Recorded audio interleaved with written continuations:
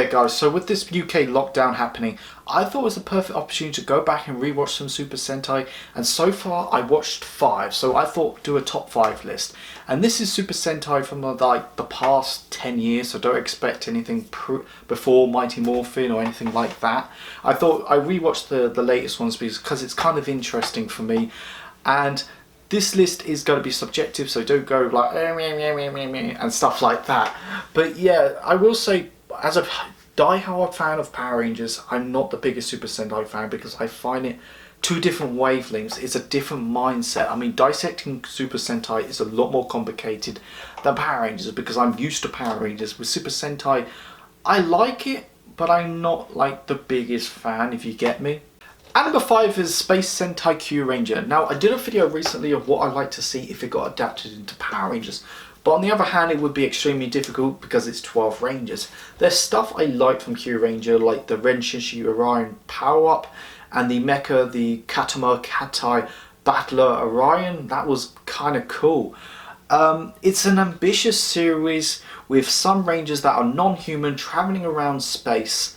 But here's the thing, don't do 12 Rangers because half of them suffered. I mean, it was very inconsistent. The show focused way too much on the Red Ranger, and the villains are lacking in actual main villains. And number 4 is Tokuma Sentai Go Busters. Now, I only watched this for curiosity of why it got skipped into a Power Rangers adaptation. Then 1 month later, it was announced it was going to be adapted into Power Rangers, and I was really excited. On one hand, I do think Go Busters could have just finished in like 20 episodes, and I do prefer Beast Morphers a little bit more.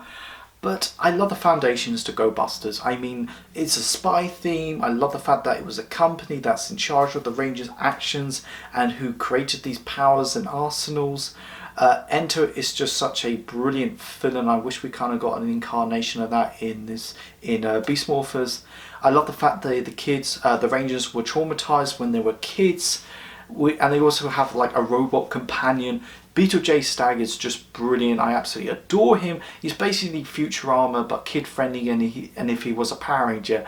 But also, there's some stuff I don't like in Go Busters, like the way in the second half they really was trying to change it. Like they ignored what came beforehand. It was trying to be something else, and there was nothing wrong that came before. And the second opening theme is just so bland. I mean, the first theme was just so perfect. I just didn't understand why they changed it. And number 3 is Rasho Sentai Tokuja. And I absolutely love this series. It was just such a fun and light-hearted show, and it's probably the most fun and light-hearted Sentai on this list. But Tokuja was just so unique. It had so many things going for it. For one, the revelations of the Tokujas of actually being kids, the 6th Ranger Akira, who's actually a shadow monster, the colour swapping mechanic, using the train theme to its full potential. General Schwartz, I think I'm saying that right. I think he's such a brilliant general. He's my favourite general at the moment.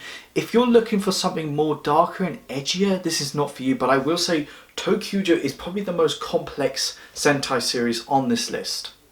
And number 2 is Kato Sentai Lupin Ranger versus Kato Sentai Pato Ranger. Now, when I first heard of a Sentai series with 2 teams who are against each other, but you also have a third party along with that, it sounded absolutely bonkers, but straight away I fell in love with it. Yes, it has issues, like the villains are just bland, and like I do think the Lupin Rangers do overshadow the Pato Rangers most of the time. But the Rangers are the selling point of the series. I just fell in love with them. And I love it how they took their time with the big reveals. We kind of knew it was coming, but we thought, oh, they're going to reveal it halfway through, and it kind of lost that dynamic, but it didn't.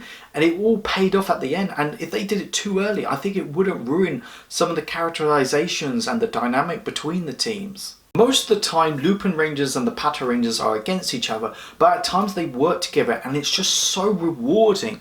Noel is a brilliant 6th Ranger, and I liked how they work around that. He's kind of like this double agent. And I love the fact that each Lupin collection is a representation of a Sentai series that came beforehand. So my favourite Super Sentai series at the moment is Kaizuka Sentai Gokaiger.